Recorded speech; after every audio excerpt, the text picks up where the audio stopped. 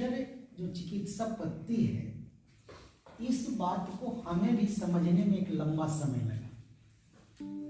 Doctor साहब से हमारा परिचय बहुत पुराना है, ये इलाज करते थे, हम भी इन्हें बोलते थे कि हमें भी सिखा दीजिए, लेकिन कहीं ना कहीं मन में भावना थी कि बगैर दवा के इलाज कैसे हो सकता है। लेकिन खैर खुद के घर में भी हमने जो देखा कि वैसे पेशेंट जिनको कह दिया गया कि ऑपरेशन होना है और फिर इस पद्धति के द्वारा ठीक हुआ, तो फिर हम इनसे संपर्क किया और मैंने इन्हें कहा कि आप हमें इस चिकित्सा पद्धति को हमें भी सिखाइए कि आगे लोगों को हम सेवा कर सकें। इन्होंने पहले तो सोचा कि आप जो सार्वजनिक जीवन जीते हैं आपको विश्वास होगा या ना होगा। हमने कहा कि नहीं, हम समझ गए, समझने में हमें काफ़ी टाइम लगा और जब मैं इनसे आया तो सीखा और हम लोगों का ये काफ़ी डिस्कशन चलता रहता है कि कौन सा रोग, और इनका जो 24 साल का जो अनुभव है उस अनुभव का फ़ायदा हमें काफ़ी मिला है। मैं बता दूं कि एक पार्किंसन के डिजीज रोगी नगर नौसा में है, 5 साल पहले से उनका, तो मैं यहाँ से सीख करके उनका मैंने ट्रीटमेंट किया।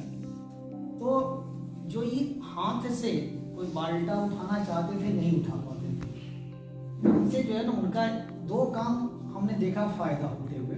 वो भेलौर से रिटायर हो चुके हैं, वो आ गए तो उन्होंने कह दिया कि अब ये आपका जेनेटिकल रोग है, या तो हो सकता है जेनेटिकल है इसीलिए ठीक नहीं हो रहा है, या ऐसा रोग है जिसमें कोई फायदा नहीं हो सकता। लेकिन हमने 2 चीज़ प्रत्यक्ष देखा कि उनका जो है पानी भरा बाल्टा हाथ से उठा लेते हैं और जब बोलते थे तो बोलते समय उनका गर्दन हिलता था। वो चीज़ भी जो है आज हम देखते हैं कि वह नहीं होता है।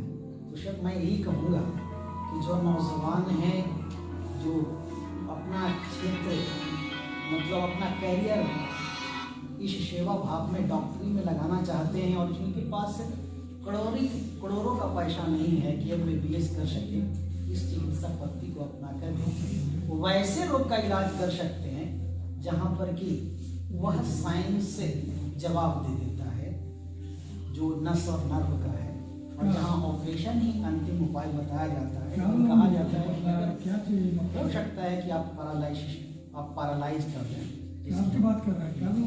मतलब कि पूरी रिस्पॉन्सिबिलिटी नहीं ले पाते हैं। तो हम चाहते हैं कि बच्चे जो हमारे नौजवान साथी हैं वो आए और एक इंप्रेशन। डॉक्टर साहब ने ट्रेनिंग दी है जिसमें हार्ट का चाहे हाई ब्लड प्रेशर हो चाहे किडनी प्रॉब्लम, सभी का मतलब एक प्रेशर से इलाज है बिना दवा। जी हाँ, बेशक। वो सर उस पेशेंट का जो है ना हम लोगों के पास रिकॉर्ड है कौन से गांव के रहने वाले हैं और किनका इलाज कब कहाँ चल रहा था।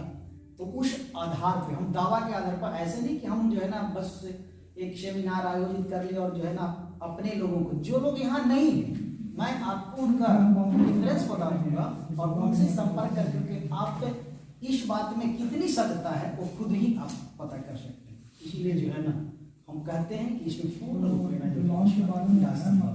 अच्छा सर, ब्रेन हेमरेज हो या हार्ट अटैक का प्रॉब्लम आ रहा है, इसको कितना समय लगेगा इसको फ्रेश करने में? देखिए, निर्भर इस बात पर करता है कि ब्रेन हेमरेज अगर किसी व्यक्ति को हुआ है और हमारे संपर्क में कितना जल्दी आता है। हाँ, हम ये कहते हैं कि जब किसी को ब्रेन हेमरेज हुआ है तो पहले फर्स्ट एड जो चिकित्सा जिनको करवाना है मेडिकल साइंस में वो तो करा, मेडिसिन से जितना हो सके। उसके बाद अगर 6 महीना के पहले अगर वो आ जाना है तो उनका सफल इलाज है। जैसा कि मैंने डॉक्टर साहब एक सॉफ्टवेयर इंजीनियर जो थे अभी नगर नौसा में, ब्रेन हेमरेज हो गया था, आज इतना तो है कि वह अपना क्रियाकलाप को इशारा कर लेते हैं। अभिभावक को क्या चाहिए, अगर यदि एकदम मृतावस्था में है और अगर चलने फिरने लगे, बातचीत करने लगे तो अभिभावक को काफ़ी राजी होना है। तो सर वो जितना जल्दी हो सकता है आएंगे उतना ज़्यादा जल्दी रिकवरी का चांस है। हमारे दर्शकों को क्या बताएंगे हम दर्शकों को ये कहना चाहेंगे कि अगर आप भारत में हैं तो भारत का ज्ञान भारतीयों के लिए काफी लाभदायक है। हम भारत में रह कर के पश्चिमी ज्ञान की तरफ तो जा रहे हैं। जैसे एक सिंपल सी बात है कि अगर ब्लड प्रेशर है तो ब्लड प्रेशर का हम दवा लेते हैं, लेकिन उस दवा में ये नहीं लिखा हुआ होता है कि इसका साइड इफेक्ट ये है कि आपको शुगर ला देगा, ये कहीं नहीं लिखा हुआ। और जब हम वो दवा लेते हैं तो शुगर का रोगी हो जाना निश्चित बात है।